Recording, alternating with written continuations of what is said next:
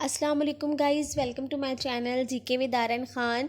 आज मैं आप लोगों के लेके आई हूँ एक new video about MCQs. 20 most MCQs हैं इकोनॉमिक्स के, जो कि आप लोगों के लिए बहुत ज़्यादा यूज़फुल होने वाले हैं गाइज़, क्योंकि ये बहुत ज़्यादा रिपीटेड क्वेश्चंस हैं। बहुत से कम्पेटिटिव टेस्ट्स में ये आए हैं इकोनॉमिक्स के जो ये क्वेश्चंस हैं।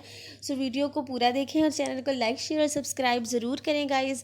सो चलते हैं हम अपनी वीडियो की तरफ। हमारा फर्स्ट क्वेश्चन है, if pen and ink are complements then an increase in the price of pen will cause. वो कहते हैं कि अगर पेन और इंक आपस में मिल जाएं तो पेन की कीमत बढ़ जाती है। क्या वजह होती है उसकी? हमारा राइट आंसर है जी इसमें less ink to be demanded at each price. वो कहते हैं कि जो इंक होती है ना, उसकी जो डिमांड होती है वो जितनी भी प्राइस हो, मतलब प्राइस मांगी जाए, उसमें कम रहती है। नेक्स्ट क्वेश्चन है हमारा, monopolistically competitive firms in short run equilibrium. Monopolistically competitive firms क्या हैं जी? मोनोपोली तो कहते हैं जी उसको, अजारादारी को वो कहते हैं कि जो अजारादारी में जो कंपेटिटिव फर्म्स होती हैं आपस में, जो बड़ी फर्म्स होती हैं जिनके दरमियान में अजारादारी मतलब कि जिनके दरमियान में कंपटीशन चल रहा होता है, उन्होंने अजारादारी कायम की होती है, ठीक है। तो उनके जो शॉर्ट रन होता है, कलील अरसे में उनकी क्या प्रोग्रेस होती है, ठीक है जी। हमारा राइट आंसर है जी इसमें all of the given possible, यानी कि ये सारी चीज़ें जो है ना पॉसिबल हो सकता है कि ये इनमें से कुछ भी हो सकता है, ठीक है। विल मेक नेगेटिव प्रॉफिट, यानी कि उनकी वो नेगेटिव प्रॉफिट कर रहे हैं, यानी कि लॉस मनी हो रही है उनकी, ठीक है जी। फिर है जी will make zero profit, break even point आ जाता है, यानी कि उनकी प्रोडक्टिविटी नहीं हो रही, उनमें उनको प्रॉफिट नहीं मिल रहा, ठीक है। विल मेक पॉजिटिव प्रॉफिट, वो प्रॉफिट भी कमा सकते हैं, ठीक है, कलील अरसे में।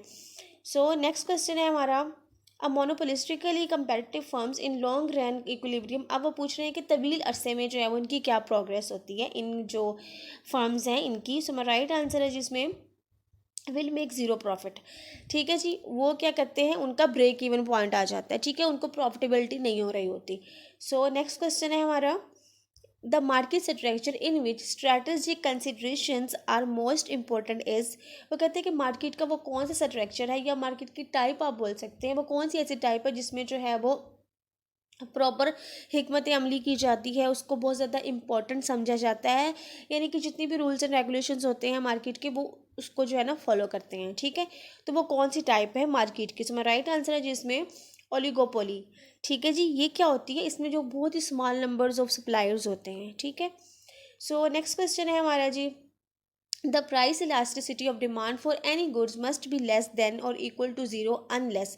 वो कहते हैं किसी भी चीज़ की जो तलब की जो कीमत की लचक है वो कम होती है या ज़ीरो होती है तब तक जब तक हमारा जो राइट आंसर है जी, द गुड इज़ गिवन गुड। जब तक चीज़ जो है वो चीज़ जो है जब तक गिवन गुड्स होती हैं, ठीक है जी। गिवन गुड्स कौन सी होती हैं? लाइक वीट हो गया, राइस हो गई, ये सारी चीज़ें, ब्रेड हो गई। स्पेशली ब्रेड इसमें आ जाता है गिवन गुड्स में, जो कि ज़्यादा देर हम उनको स्टोर नहीं कर सकते। नेक्स्ट क्वेश्चन है हमारा, in monopoly which of the following is not true. वो कहते हैं कि इसमें से बताएं कि मोनोपोली में क्या चीज़ जो है वो नहीं होती, ठीक है, जो नहीं ट्रू अबाउट मोनोपोली, कि मोनोपोली के बारे में उन्होंने यहाँ पे गलत लिखा हुआ है। मेरा राइट आंसर है जिसमें प्रोडक्ट्स आर डिफ्रेंशिएटेड, यानी कि मोनोपोली में प्रोडक्ट्स आर डिफ्रेंशिएटेड नहीं होती। प्रोडक्ट्स जो होती हैं वो सेम होती हैं, सारी फर्म्स जो हैं वो सेम ही चीज़ लेके आती हैं सेल करने के लिए।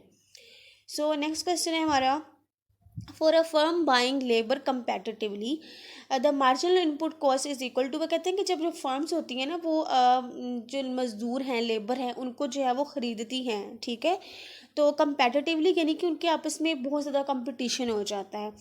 तो उसमें उस दौरान जो मार्जिनल इनपुट कॉस्ट होती है वो किस चीज़ के बराबर हो जाती है? उसमें राइट आंसर है जिसमें वेजेस, यानी कि जो लेबर को उजरत देते हैं हम, तनख्वाह, उसके बराबर हो जाती है। नेक्स्ट क्वेश्चन है हमारा, the Nations balance of payment can be affected by change in. वो कहते हैं कि जो कौमी पेमेंट का जो मतवाजन तरीका है वो अफेक्ट हो जाता है जब चेंज होता है। किस चीज़ में तब्दीली से वो अफेक्ट होता है, मुतासर होता है? हमारा राइट आंसर है जिसमें the real exchange rate. Exchange rate से जो हमारा बैलेंस ऑफ पेमेंट है वो चेंज हो जाता है, ठीक है जी, यानी कि इफेक्ट होता है, मुतासर होता है। नेक्स्ट क्वेश्चन है हमारा real GDP is equal to, वो कहते हैं real GDP gross domestic product जो है वो किस चीज़ की इक्वल होती है। इसमें राइट आंसर है जी इसमें nominal GDP minus inflation. Nominal यहाँ पे इन्होंने कहा हुआ है ब्रायनाम इसलिए कहा हुआ है कि इसमें कुछ डेप्रिसिएशंस भी अलाउंसेस भी होंगे, इसमें शामिल होंगे, इसलिए नॉमिनल जीडीपी कहा है। तो उसको जब हम माइनस कर देते हैं उसमें से इन्फ्लेशंस को, तो वो हमारी रियल जीडीपी आ जाती है। सो नेक्स्ट क्वेश्चन है हमारा if we compare GDP with GNP, वो कहते हैं कि अगर हम देन फिर क्या होगा, अगर हम जीडीपी को जीएनपी से कंपेयर करें तो हमें क्या हासिल होता है। ठीक है जी। सो बेसिकली ये जो है वो एक जीएनपी का फॉर्मूला समझ लें। ठीक है जी, ग्रॉस नेशनल प्रोडक्ट का।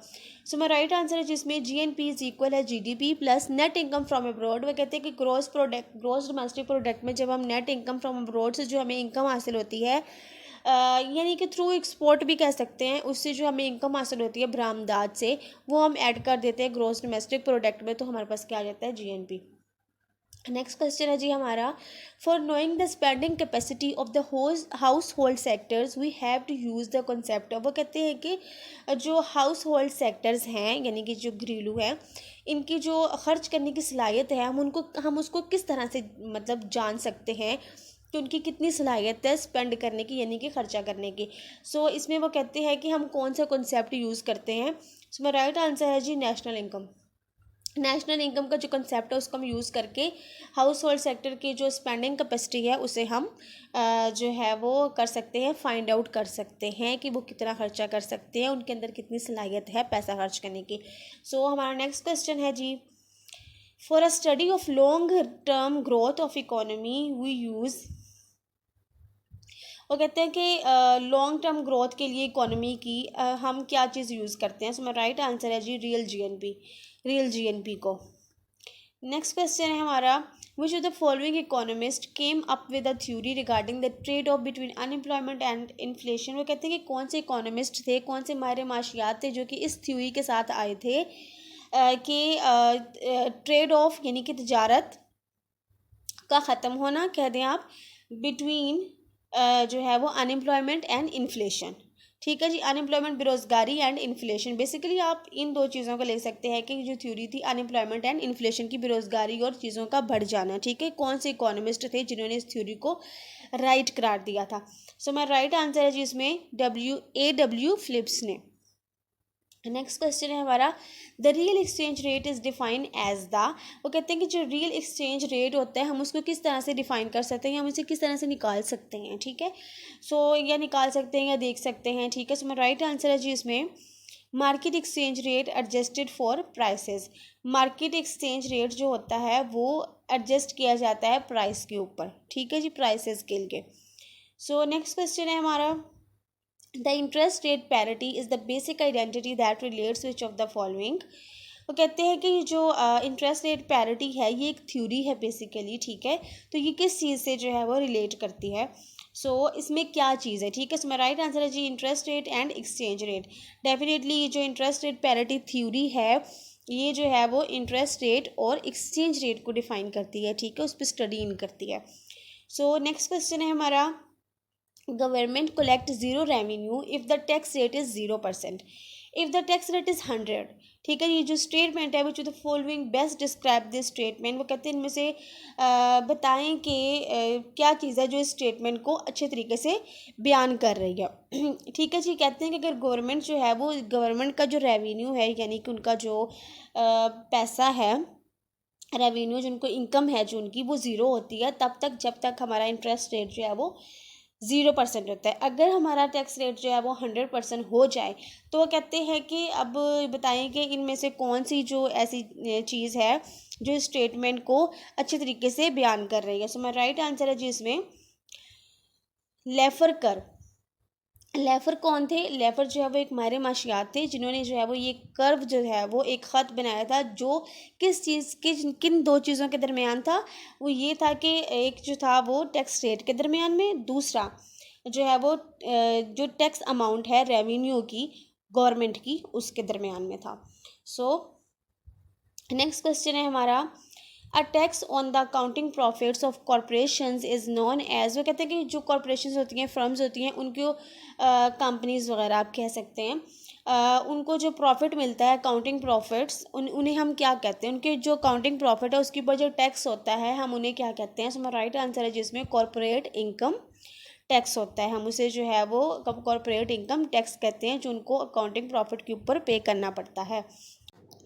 गिवन गुड्स बेसिकली क्या होती हैं, विच of the following is true for a given goods. So given goods वो कहते हैं इनमें से गिवन गुड्स जो है ना वो गिवन गुड्स के रिलेट करती है, गिवन गुड्स के बारे में सही चीज़ है, सही बात है, ठीक है। सो गिवन गुड्स हमारी होती है, हमने पीछे भी मैंने आपको बताया है कि ब्रेड हो गया, ये चीज़ ज़्यादा देर स्टोर नहीं कर सकते हम। हमारा राइट आंसर है जिसमें it's demand curve is perfectly elastic, ठीक है जी। इसका जो डिमांड कर्व होता है वो परफेक्टली इलास्टिक होता है, लचकदार होता है। सो नेक्स्ट क्वेश्चन है हमारा, a good for which income a good for which income and quantity demanded are inversely related is known as. वो कहते हैं कि ऐसी कौन सी चीज़ होती है, ऐसी कौन सी चीज़ है जिसकी जो इनकम है यानी कि उसे जो हासिल हो रहा है वो, और जो उसकी मिकदार है उसकी डिमांड जो है, इन दोनों चीज़ों की वो इन्वर्सली होती है यानी कि एक दूसरे के उल्ट होती है। सो हमारा राइट आंसर है जिसमें इन्फीरियर गुड्स की। इन्फीरियर गुड्स क्या होती हैं गाइज, आप इन्फीरियर गुड्स को जो है वो एक कह सकते हैं कि अल्टरनेटिव गुड्स जो होती हैं, यानी कि अगर एक चीज़ हमें नहीं मिल रही, ठीक है, तो हम उसको किसी और कंपनी की चीज़ जो है वो परचेज़ कर लेंगे, या उससे हल्की कोई चीज़ होगी उसकी अल्टरनेटिव, तो उसे हम परचेज़ कर देंगे, वो इन्फीरियर गुड्स होती हैं हमारी। उनकी जो है वो जो इनकम और क्वांटिटी होती है वो उनकी उसका जो तलब होती है, उनकी जो इनकम उनको हासिल हो रही होती है उसकी, और जो उनकी मिकदार है उसकी जो तलब होती है वो एक दूसरे के उल्ट हो जाती है, ठीक है जी। सो नेक्स्ट क्वेश्चन है हमारा, increase in supply is shown by. वो कहते हैं कि अगर जो है वो सप्लाई जो है वो ज़्यादा हो जाए, इंक्रीज़ हो जाए, बढ़ जाए, तो क्या होता है। सो हमारा राइट आंसर है जी upward movement along the supply curve. Supply curve जो है वो ऊपर की तरफ मूव करना शुरू हो जाता है। So guys that was it in this video. अगर आपको मेरी वीडियो अच्छी लगी, अगर आपकी नॉलेज में इजाफा हुआ है, तो मेरी वीडियो को लाइक शेयर सब्सक्राइब करना मत भूलिएगा।